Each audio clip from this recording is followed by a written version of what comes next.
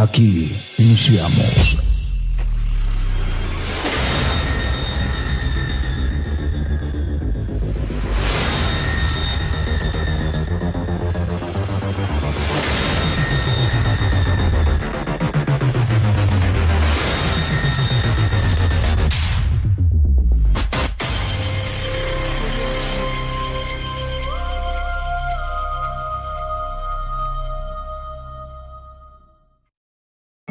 Recibe el saludo cordial de este día.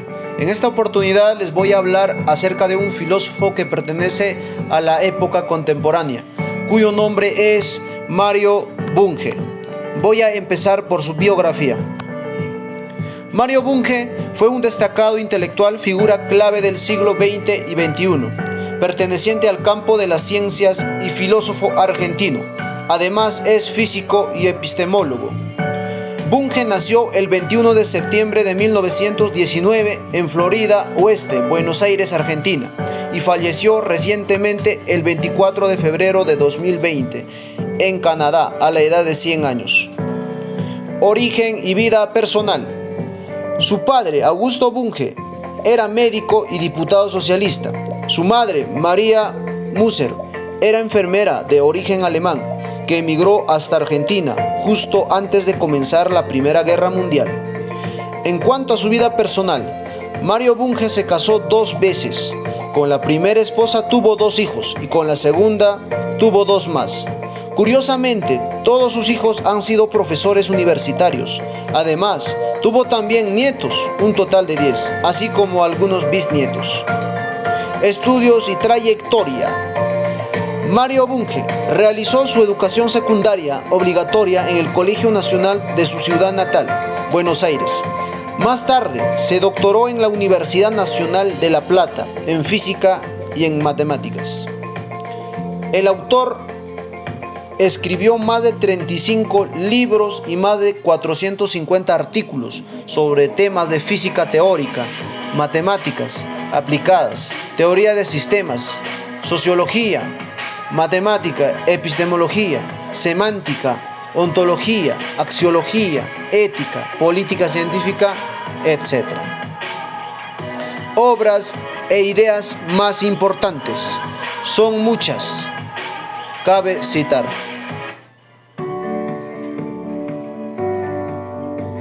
Pensamiento de Mario Bunge. Se consideraba a sí mismo defensor del realismo científico. Se proponía promover la filosofía exacta, corriente que él mismo originó. Por otro lado, en cuanto a su pensamiento y a su orientación, también se consideraba cientifista, sistemista y materialista. Además, Bunge era contrario a las corrientes pseudocientíficas, es decir, aquellas prácticas o corrientes del pensamiento presentadas como científicas, pero que en realidad no tienen una base científica sólida que las respalde ni un método científico que los avale. Aportes a la ciencia y filosofía. Mario Bunge realizó numerosas aportaciones al campo de las ciencias y filosofía. Sus aportaciones se centraron sobre todo en la divulgación científica y filosófica en diferentes niveles. A continuación, encontramos las siguientes obras más relevantes de Mario Bunge. La ciencia, su método y su filosofía. Filosofía de la física, teoría y realidad, economía y filosofía, el problema mente-cerebro. Construcción de un sistema filosófico.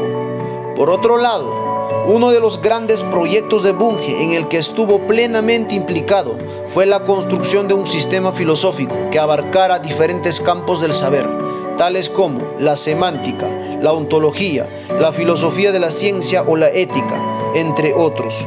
Dicho proyecto lo desarrolló entre los años 1969 y 1989. Críticas a las ideas del antirrealismo.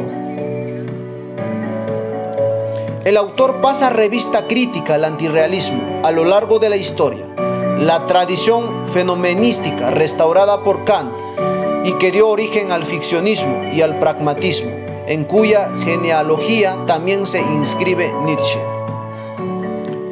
El rechazo de Bunge a las ideas de Hegel, Husserl y Heidegger y su relación con el negacionismo. Bunge caracteriza la estructura de la ciencia como una de tipo hipotético, deductiva, obra compaginada de razón y experiencia. En cuanto a la validación, Bunge es claro en rechazar el verificacionismo y el refutabilismo. La experiencia confirma, pero no verifica concluyentemente. Pero tampoco hay falsación concluyente. La ciencia descubre cosas sobre el mundo, pero la filosofía se encarga de sugerir modos de comprensión de esos descubrimientos, es decir, define conceptos y muestra la importancia de una interpretación adecuada de los resultados científicos.